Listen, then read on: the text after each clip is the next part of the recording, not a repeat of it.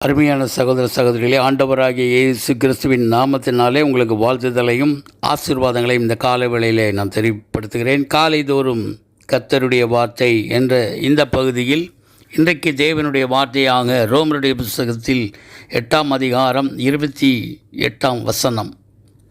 அன்றியும் அவருடைய தீர்மானத்தின்படி அழைக்கப்பட்டவர்களாய் தேவனிடத்தில் அன்பு கூறுகிறவர்களுக்கு சகலமும் நன்மைக்கு ஏதுவாக நடக்கிறது என்று அறிந்திருக்கிறோம். தேவனிடத்தில் அன்பு கூறுகிறவர்களுக்கு சகலமும் நன்மைக்கு ஏதுவாக நடக்கிறது என்று அறிந்திருக்கிறோம். தேவன் நம்மேல் வைத்த அன்பு அளவிட முடியாத அன்பு, பாவிகளை நேசித்த அன்பு.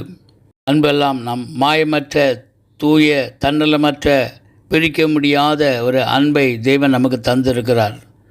நம்முடைய பிதாவாகிய தேவன் தம்முடைய சொந்த குமாரன் என்றும் பாராமல் அவரை தந்தருளி இவ்வளவாய் உலகத்தில் அன்பு கூர்ந்தார் என்று நாம் பார்க்கிறோம். இந்த நாளிலே தேவனுடைய அன்பை காட்டிலும் நாம் தேவனிடத்தில் செலுத்துகிற அன்பு நம்முடைய வாழ்க்கையில் நன்மைக்கு ஏதுவான காரியங்களை நடப்பிக்க போதுமானதாக இருக்கிறது. ஆண்டவராகிய கர்த்தர் கேட்கிறார்.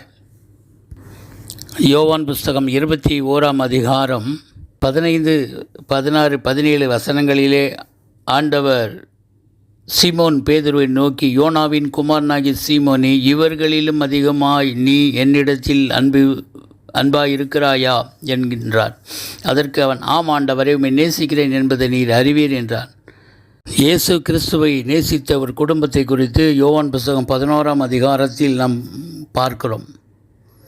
பெத்தானியா என்ற ஊரில் லாசரு என்ற ஒரு சகோதரன் இருந்தான். அவனுக்கு 2 சகோதரிகள் இருந்தார்கள். சகோதரன் இறந்து போனான்.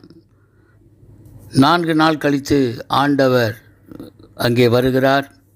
இயேசு அங்கே வருகிறார் என்று கேள்விப்பட்டு மார்த்தாள் அவருக்கு எதிர்கொண்டு போனார். ஆண்டவரை நோக்கி சொன்னார், ஆண்டவரே, நீர் இங்கே இருந்தீரானால் என் சகோதரன் மரித்திருக்க மாட்டான் என்று சொல்லி அங்கே அவள் அழுகிறாள். அவனை எங்கே வைத்தீர்கள் என்றார். ஆண்டவரை வந்து பாரும் என்றார்கள். இயேசு கண்ணீர் விட்டார். தம்மை நேசிக்கிற குடும்பங்களுக்காக இயேசும் வருத்தப்படுகிறவராக இருக்கிறார். அங்கே லாசரு வைத்த இடத்தில் வந்து கல்லை எடுத்து போடுங்கள் என்று சொல்லுகிறார்.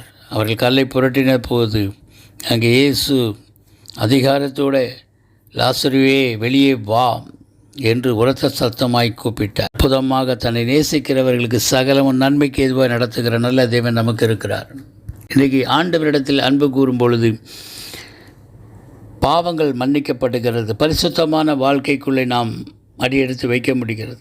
இன்றைய நாளிலே ஆண்டவராகிய இயேசுவை நாம் முழு மனதோடு அன்பு செலுத்தும் பொழுது நம்முடைய ஆண்டவராகிய கர்த்தர் நம்மை ஆசீர்வதிக்க நமக்கு போதுமானவராக இருக்கிறார். நம்முடைய வாழ்க்கையில் எப்படிப்பட்ட காரியங்கள், துன்பமான, துயரமான, போராட்டமான சூழ்நிலைகளிலும் தேவன் மீது நாம் அன்பு கூர்ந்து அவருடைய கட்டளைகளையும் கற்பனைகளையும் நான் கை கொள்ளும் பொழுது தேவனாய் கர்த்தர் நமக்கு அற்புதங்களை செய்து, இன்று ஆண்டவராகிய இயேசுவை நேசிப்போம், அவருடைய கிரியைகளை, அவருடைய ஒவ்வொரு வார்த்தைகளையும் விசுவாசிப்போம். அந்த அன்பு விசுவாசத்தை கொண்டு வரும். அந்த விசுவாசம் வர்த்திக்கும் பொழுது கர்த்தருடைய வல்லமை நம்முடைய வாழ்க்கையில் இறங்கும்.